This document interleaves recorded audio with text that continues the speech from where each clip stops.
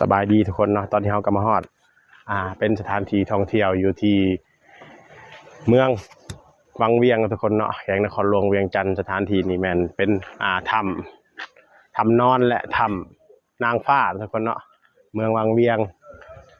ค่าใช้จ่ายในการเข้าก็จะคนละ 40,000ทุกคนเด้อถ้าไผบ่เข้าถ้ำก็ 20,000 คันเข้าถ้ำคือคนละ 40,000เนาะเดี๋ยวเฮาสิไปเบิ่งสถานที่กันเลยว่าสีงดงามชันใดและจังใดนะทุกคนเนาะเอาซื้อปีมันเรียบร้อยแล้วไปพากันไปเบิ่งเลย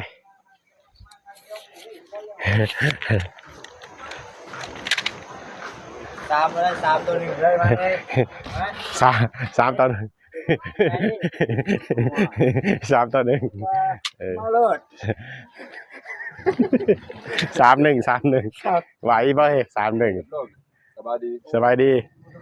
ถ้ามึงเจอเข้าไป31นี่บ่สบายดีแท้นี่อย่าโอ้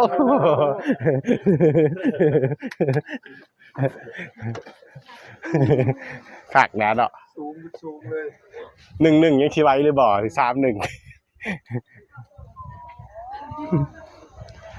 อย่าช่างตุนอย่าถ้าอยากมีชีวิตอยู่นะลูกน้องไกด์น้ำเที่ยวไปสิพาไป let's go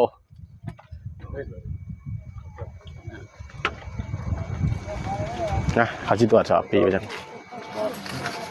เขาล้านถือไปอะไรได้นี่ One ticket please to save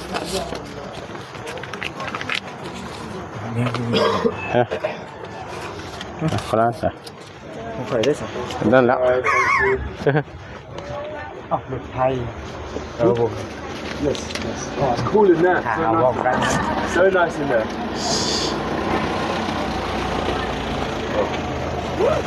เขาไปในสิบไทยห้อง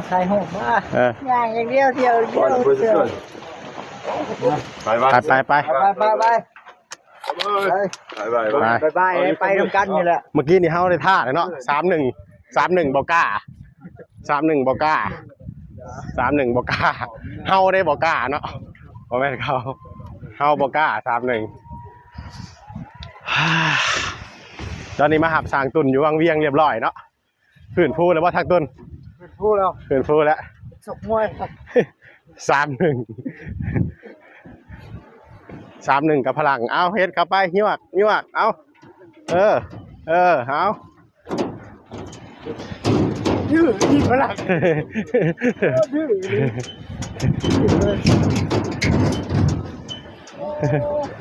มันหนักมากเกี่ยวไปยุบเลย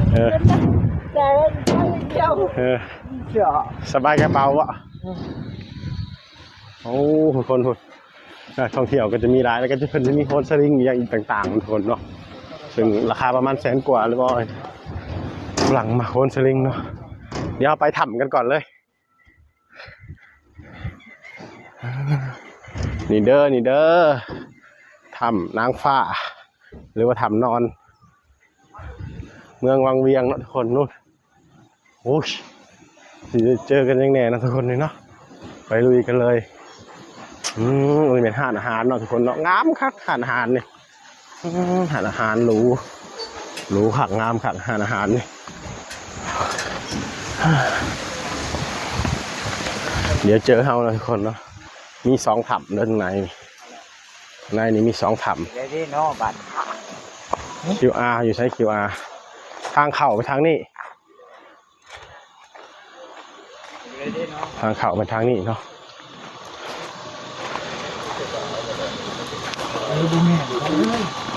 นอนได้เขามา2เหรอชื่อมา2ถ้าทำได้ก็ได้ปะตัวนี้เป็นตัวเท่าน้ำฟ้าส่วนนั้นอ๋อตัวนี้เป็นไปได้ไงตัวนี้มันเขาต้องไปขี่กลุ่มเลย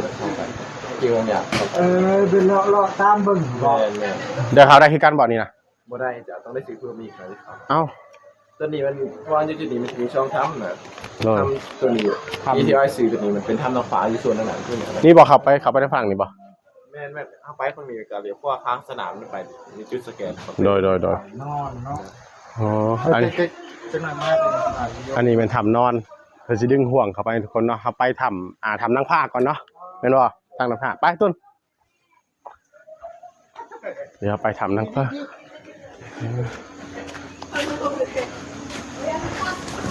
ทำนางฟ้าอันนี้ทำนอนเนาะแม่นอันนี้คือทำนอนคือต้องนอนเข้าไปต้องใช้ห่วงยางนอนเข้าไปเฮ้อขักไปตามเพื่อนพลังเข้าไปเลยบัดวิวบรรยากาศดีจริงๆ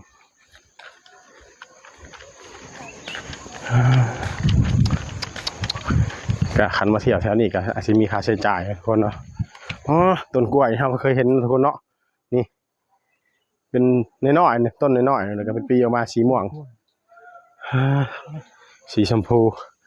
ต้นกล้วยงามเนาะต้นกล้วยน่าจะเป็นกล้วยป่าที่เป็นเอามาปลูก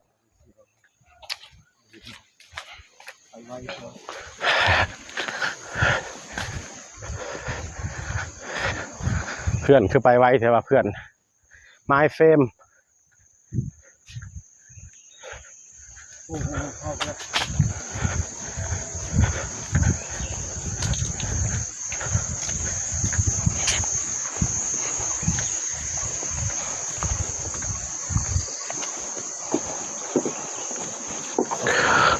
โอ้สะพานไต่ไปกระเสียวคือกันได้ทุกคนเลย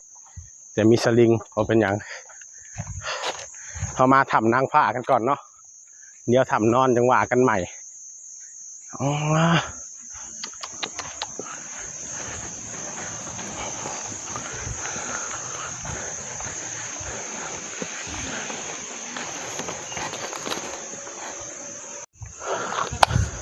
มาทำนางฟ้าทุกคนนี่บรรยากาศก็จะเป็นประมาณนี้เลยนี่ตามหูไปเลยเนาะลองเข้าไปเบิ่งกันเลยว่าสิเห็นแบบใดแน่ทุกคนเนาะไปอันนี้ทางเขามาหอดจุดแล้วนี่อันนี้มันเป็นจำจะแกน QR เข้าไปตืดเข้าไปได้เลยเนาะอ๋อตึกเนาะเลยเป็นหลอกไว้เลยแบบนี้ค่าขนาดอ๋อเดี๋ยวจะขึ้นไปเนาะคุณนู่นเดี๋ยวไปเจอเพื่อนเฮา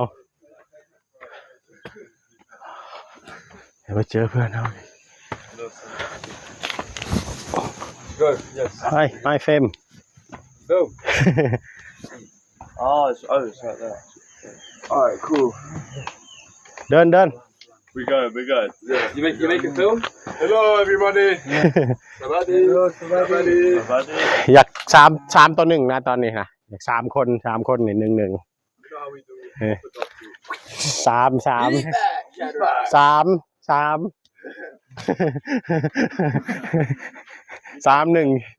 3-1 ผู้ชีไว้หรือเปล่า Let's go ไป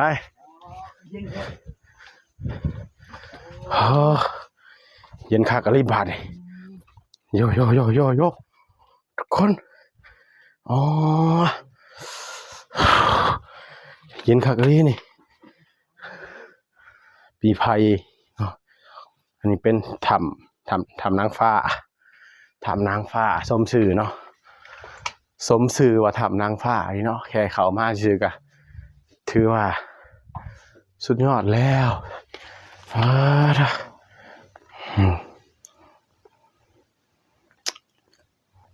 เราก็มีแต่ขี่รถขี่อย่างเดียวทุกคนเนาะ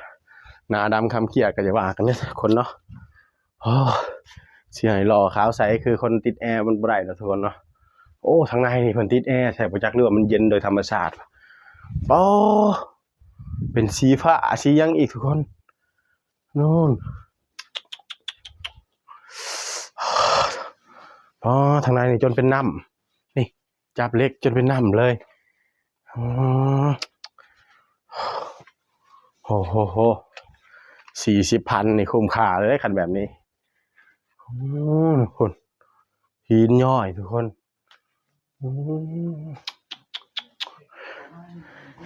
สมชื่อว่าทำนางฟ้าอะไรหน่อยเนี่ยให้เบิ่งบรรยากาศข้างหน้านี่ประมาณนี้เลยบ้านนี้บริเวณรอบๆเนาะคนนุ่นทางเขาอย่างกายมาเนาะโอ้เย็นเจี๊ยบเลย เย็นเจี๊ยบเย็นเจี๊ยบย่างไปอีกได้นี่ย่างไปอีกทุกคนเพิ่นว่าโอ้ผักกะหรี่นี่โอ้คักขนาดเนาะอืมอืมอืมคุณสมสื่อทำนางผ้าที่ทุกคนเนาะสมสื่อสมราคาอ๋ออ้าวมาแล้วเพื่อนฝรั่งเข้ามาแล้ว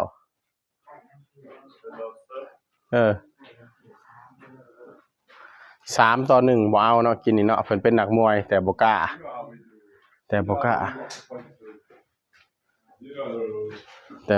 เนาะ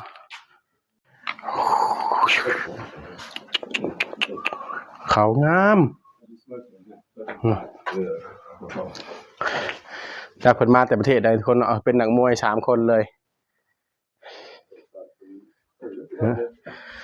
เพิ่นสิมักสงสัยทุกคนเนาะแบบเป็นเพชรเนาะเป็นเพชรเงาเลยแบบวิ่งนี่เพชรเป็นนักมวยเนาะเมื่อกี้นี่เขาต่อ3แต่บ่กล้าเฮาบ่กล้าเนาะบ่เหมือนเพิ่น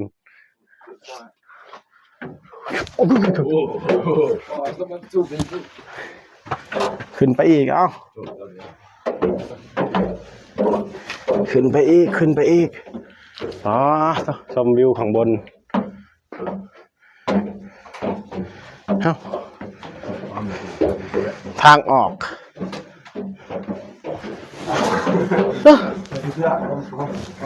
คือสิออกไว้แท้นี่นะยังบ่คุ้มเลยอ๋อนี่ทางออกเลยทุกคนเนาะอันนี้เป็นทางออก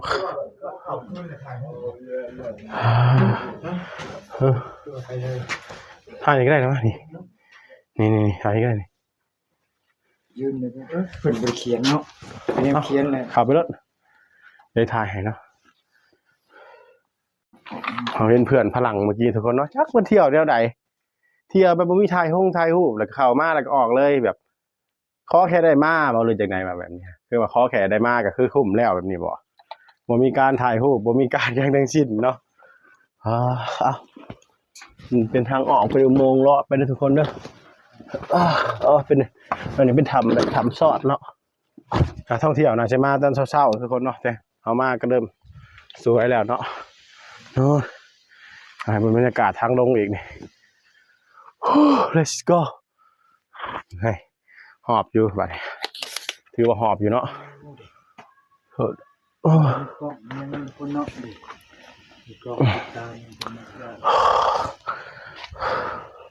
มีกล้องวงจรครบมันทุกคนเนาะแถวนี้เนาะ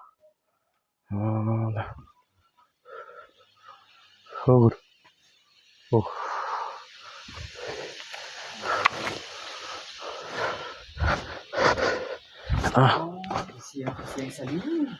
งย่างลงเคยได้ฉากตุนสุดยอดบะเย็นเลิกห้อนแล้วออกมานอนเย็นแต่เมื่อยเนาะเมื่อยย่างอันนี้เป็นอาจจะเป็นโพงหนำโพงอย่างทุกคนเด้ออะไรนะ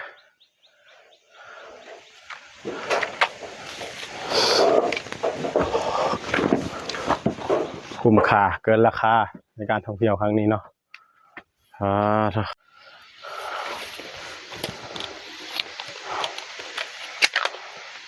ความสวยงามเบิ่งเอาตามนี้ทุกคนเนาะข้างในจะเป็นโพรงเป็นถ้ำเป็นยังไปย่างกันต่อเลยเสียงเพิ่นห้องข้างบนทุกคนเนาะเป็นแบบแขนสลิงมาเนาะอันนี้เป็นทางออกแต่ยังหาทางออกบ่ได้แต่ย่างไปเรื่อยเนาะตามบันไดเพิ่นจะมากเอาหินมาตั้งนี่ทุกคนเนาะโอ้ยใช้กระตามอยู่ถ้ำยังกระตามเนาะ เราจะเอาหมักฮีทมาตั้มมาก่อกันนะทุกคนเนาะเป็นสั้นๆเอาก็ตั้งซอยกันนะเอานี่เด้อฮีทก็เอาตั้งไว้อยู่จุดนี้เด้อทุกคนเด้อมาเถอะหนาบ่ฮู้ว่าสิจำได้หรือบ่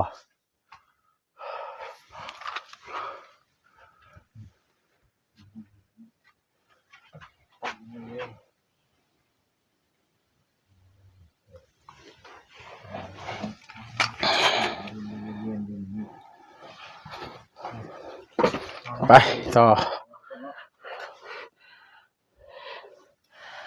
โอ้ดีอย่ารอดเอาเลยทุกคนเด้อลึกลับโอ้แถวนี้มีแต่ถ้ำทุกคนเนาะเอาไปเป็นยังเนาะไป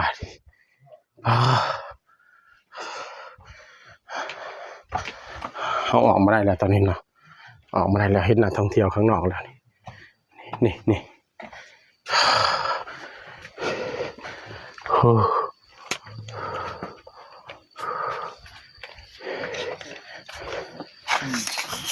เดี๋ยวจะถ่ายรูปจุดนี้ก่อนเนาะทุกคนเนาะไปกันต่อทุกคนตอนนี้ก็มีจะหาทางออกให้ได้เนาะป่าอุดมสมบูรณ์เขียวงดงามประมาณนี้เนาะมีแต่สิ่งเขียวๆมันสิ่งงามๆเนาะเพื่อมาเที่ยวกับมาเที่ยวเด้อทำนอนทำนางฟ้าแล้วก็ไปทำนอนเนาะอยู่ตรงกันเนาะทุกคนเนาะแต่ที่แยกไปอีก2อย่างเนาะท้องที่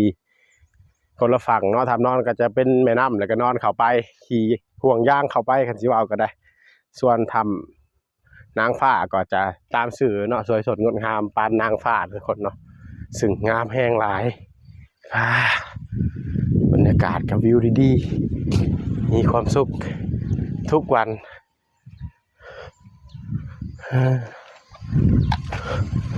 ไปทางไหนต่อที่ห่างไปนี่คนย่างไปเรื่อยๆบรรยากาศก็งาม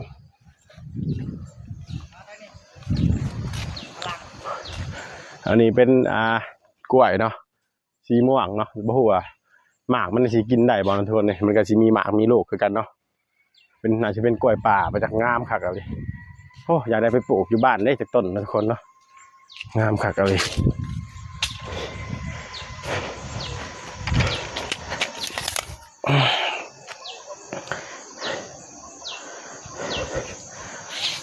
ทุกคนคลิปทำนางนอนกับสีประมาณนี้นะทุกคนเนาะความสวยสดงดงามก็อยู่ในตามคลิปตามท่องเรื่องอย่างต่างๆที่ผ่านมาแล้วเนาะ